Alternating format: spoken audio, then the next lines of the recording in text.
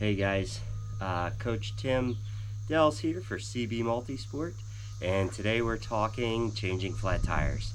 I hosted a ride this past weekend over in Cambridge, Maryland. We had some flat tires, people that were struggling with resolving them themselves. And then it started a bigger conversation about how hard it is to change a tube if you have flat, things like that. So we're going to actually get into the weeds. I'm going to show you how I do it and how I learned to do it working in a bike shop, in that it may make things a little easier for you. We're going to start, we're going to go through this with this tire off of my road bike, which is currently just a tubed tire, normal standard tube tire. And then we'll get into some of the differences if you have other things like tubeless and stuff like that. All right, let's get started. So I've already went ahead and let the air out of this, to simulate having a flat tire. Everything else is just the same as it would be on your bike. So if you have a flat, first thing you gotta do, get the old tube out, right? Your tire has what they call a bead inside of the wheel, and basically male and female, one on the inside of the rim, that's a female little ledge, and then a male bead on the tire that seats to that on the rim. That's what makes, if you try to squeeze this, see how the tire just doesn't go in.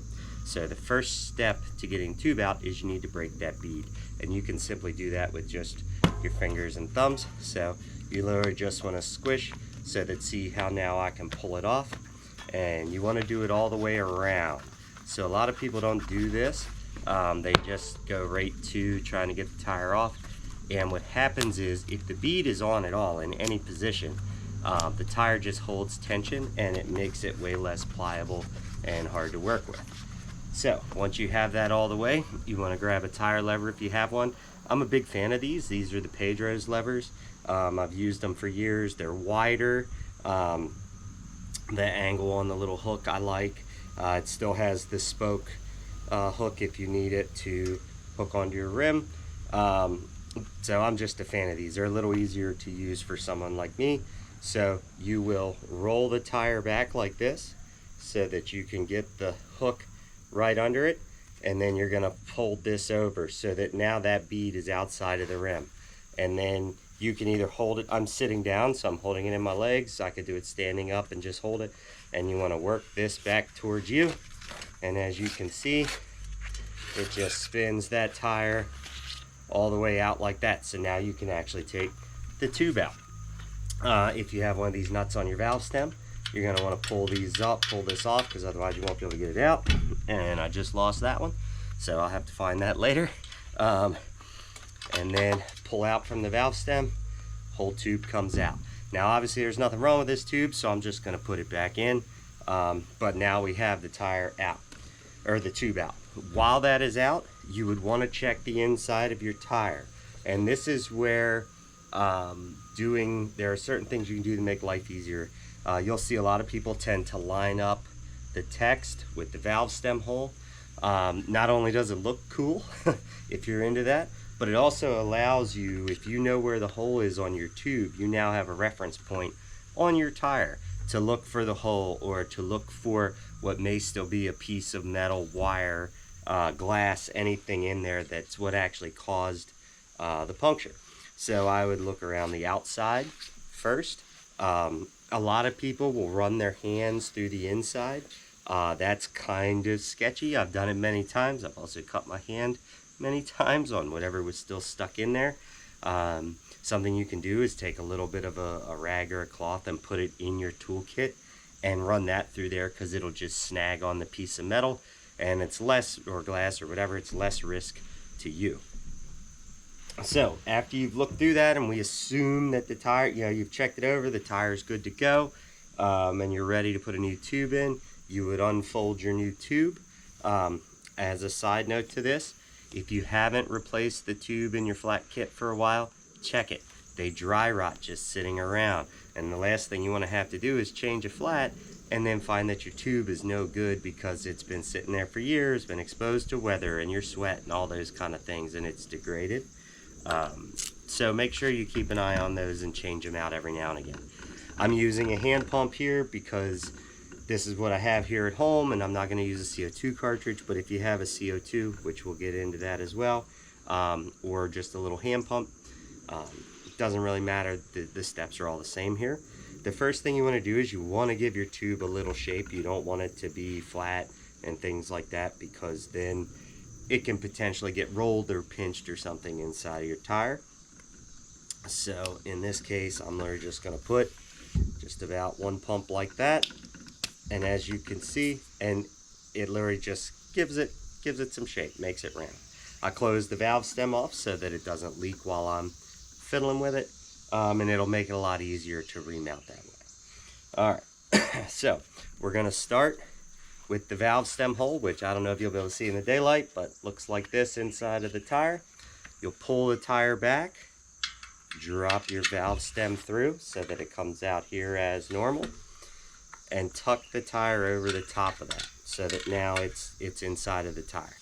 Now what I would do is set the tire on the ground with the valve stem on the top, but in this case I'm going to hold it so I can show you guys. And you want to set your tube inside of the tire all the way around. You'll see that the tube is a little bit bigger. That's intentional, and that's because they're designed to fit multiple widths of tire and different volumes and things like that. So once you have the whole thing sitting inside the tire, it'll look like this. And this is now where we deviate from what everybody or most people know as the standard operating procedure. Most people have been told to start at the valve stem and start tucking the tire here. We don't do this in bike shops. The reason we don't do it is because it is a small, tight, narrow point, and if you start right here, it instantly puts tension into the tire and makes the rest of it difficult. What you actually want to do is start on the opposite side, away from the valve stem. Okay? I'm trying to do this backwards for you, but I'll do it this way. So the tire's in, and just 2 thumbs, you're going to just drop it in and just start working your hands around. It's, you know, very early on, it's going to be really easy. You want to make sure that you're actually getting the tire seated all the way down in there. And you're just going to work it back evenly on both sides, kind of as we go, working to where we have a steady point back by the valve stem. Now, this is the part that everybody knows. You get to these last, 4 to 6 spokes on the tire, and everything gets hard, and you're sitting here with your thumbs, and you're just pushing and pushing and pushing, and it doesn't really want to go anywhere. When you get to this point, there's 2 things you want to do. First, go back around like taking it off and squeeze to make sure that the tire hasn't started to bead to the rim yet. Again, it's all about the tension in the rubber, and this will help with that. So you want to get all that tension off. And then if it still doesn't go, which this one I could get it now, but I'm going to show you anyway. If it still doesn't go, now is an okay time to just burp a little bit of air off of the valve, off of the tube, because now you've basically shrunk the size of the tube to allow you a little more flexibility.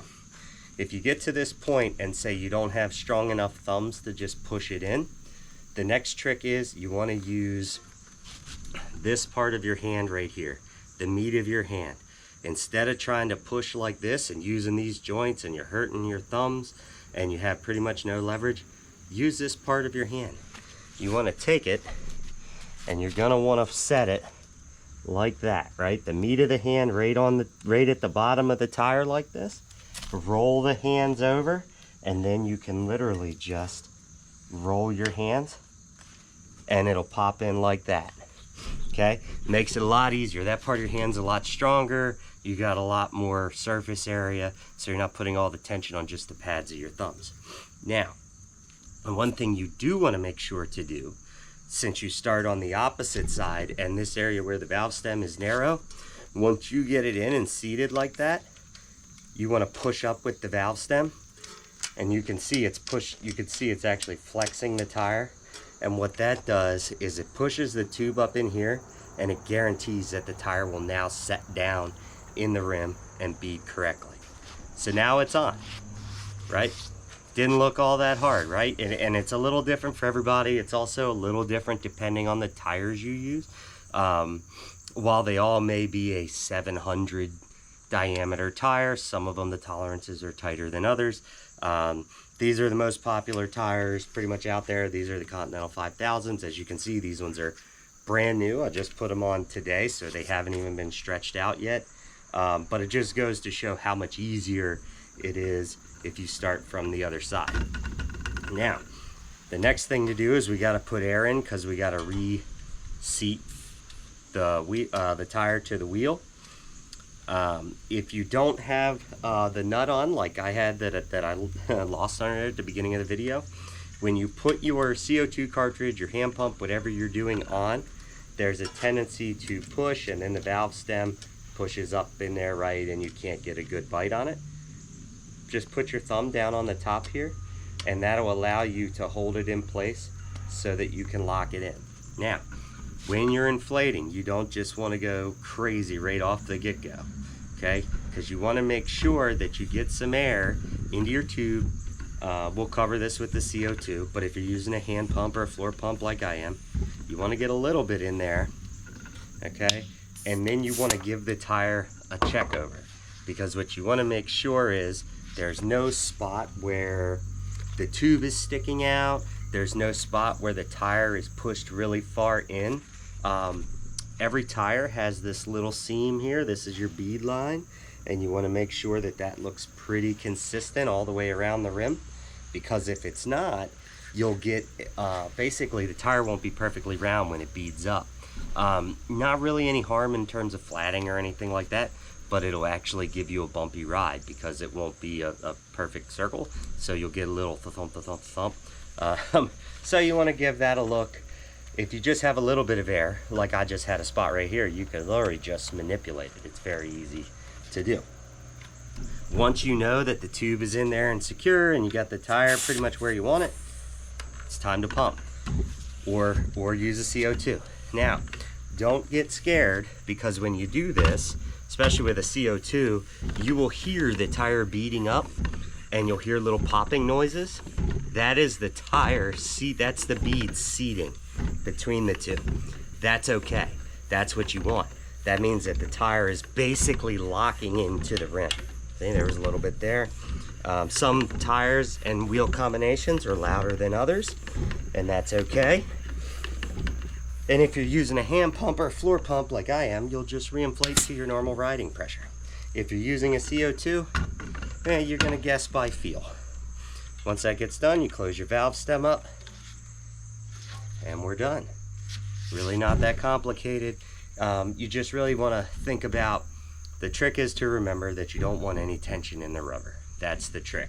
So you always want to make sure it's broken off the bead when you're operating the tire in any or manipulating it in any form or fashion. And starting opposite of your valve stem makes it a lot easier. All right, now we're going to get into the weeds a little bit, and we're going to talk about CO2 cartridges. Most people carry these on their bikes, right? And you can't carry a floor pump, and hand pumps are big. So a lot of people carry them. There's quite a few different types out there. I have two different ones here. The trick to remember is there are like 3 or 4 different ways, like maybe 5 different ways that they operate. So you need to understand what you have. For example, this one here is the one that I carry on my mountain bike and stuff like that. It's very simple. This is old CO2, by the way. It's already been punctured. You would just screw this one in until it punctures the CO2, and then put this on your valve stem, and to release from the cartridge, you literally just back it out a little bit, and that allows the air to rush out. It's very simple, so it makes it very easy to kind of throttle and control your pressure. These are mostly what I carry. This is an Innovations Microflate. Pretty inexpensive, obviously extremely small, and there's no extra pieces or parts to them. It's literally just the part that mounts on the valve stem, and then there's a pin in there to puncture. So there's nothing that can really go wrong on them. This is another one by Innovations. This one works similarly in that you would press it in, except this one is spring loaded. So this one you put it down on and then you push, and that's what'll release the air. so it's a little bit different. This one I've had for years, but I actually prefer this one because this one works a lot better if, say, I'm going from the bottom up as opposed to pushing down or things like that. There are other ones that there are some that have a little trigger mechanism, so you screw it in and you push a little trigger. There are some that have a collar that's here, and so you would, have it screwed in, and then you would push it on, and then you would use this collar and turn the collar to allow air to come in and out. So there's a few different ones. You want to make sure that you have an understanding of what yours is, and do what a lot of people fail to do. Use them. CO2 cartridges are a couple of bucks. The inflators are 10, 15 bucks a head. Some of the nicer ones are 20, 25. But pick your inflator based on how you want it to operate. Buy a few of these and practice with them. The last thing you want to do is the first time that you use this is in the middle of some race or some big event where time matters, and you're on the side of the road, you don't know how this operates, and you evacuate the entire cartridge, or you burn through both of your cartridges, and now you're sitting out there and you have no air, and the whole point of this was so that you didn't have to have a pump, but you didn't know how it worked. And the same goes for changing a flat. You can watch me do this video, you can watch other people do them, and it really doesn't look that complicated, and the process behind it isn't, but you want to practice and you want to familiarize yourself with it. It looks easy because ultimately it is, but the simple fact is, like, I've changed hundreds and hundreds and hundreds of tubes, right? Most people might change 10 or a dozen in their lifetime. I will change hundreds of them a year working in a bike shop. So I just have the process refined, and it's more muscle memory for me. So you want to practice a few times. You don't want it the first time to be, like I said, at an event. And while there is usually a bike support on course, you have no idea how long it's going to take them to get to you. I know how to do this, but I had a race one time where I had 3 flats and a 70.3. I was carrying enough stuff to change 2 of them. And so when I had the 3rd flat, I was still stuck on the side of the road because I was out of materials and tools. And I sat there for about 45 minutes, and that was in a shorter course, and that was only because one of the officials went by and asked if I was okay, and then actually radioed the race team and sent them heading towards me. It wasn't just that they drove by and saw me, they just weren't responding to anyone, so they headed to me at that time. So you could end up spending a lot longer out there. So if you got any questions, feel free to ask. I highly recommend that you practice. And if you have something that you do, maybe you're really efficient at changing a tire, but you do something a little different than me, share that as well, because it may work better for someone else. My way is not the only way. It's not the perfect way. It's just the way that I find to be easiest. So if you have a way that works for you, share it. Thank you guys very much for tuning in. Stay tuned for more videos like this one.